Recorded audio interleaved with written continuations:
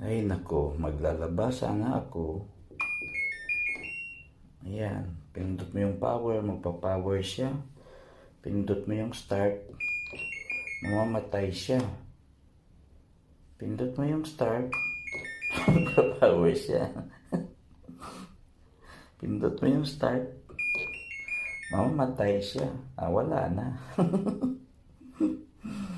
Ay nako, kawawang kamay.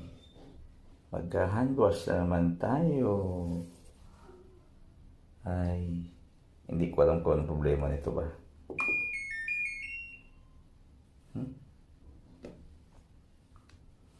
Start. Power off. Goodbye. Ay, nako. Magkakalikutin na naman tayo nito, guys. Paano na naman kaya to? So, ito na nga, guys. Oh. Binuksan ko siya.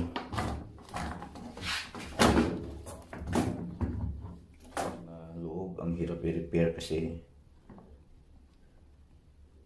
meron siyang, hindi ko alam kung tawag dito. Coated siya, guys.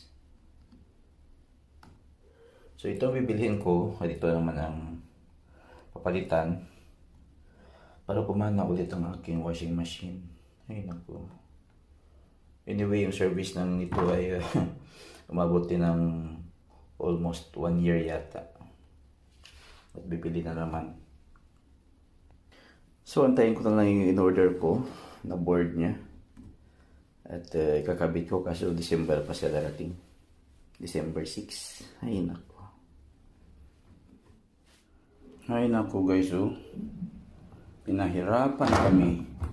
Malamig pa naman ang panahon. Pagod pa pag-uwi. Tapos ito pa nangyari. Yung power. Tapos yung start.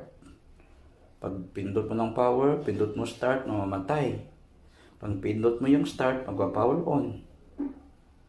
Tapos pindot mo yung power start, mamamatay. Ay, grabe. Nahirapan tuloy yung kamay. Ayan guys, oh, may tubig na siya. May tubig na siya, hindi na ma-drain. So mag-aantay na lang muna ng darating na bagong board para akin itong mapalitan ng magamit na naman. Malupit ito sa Samsung. Pahirap.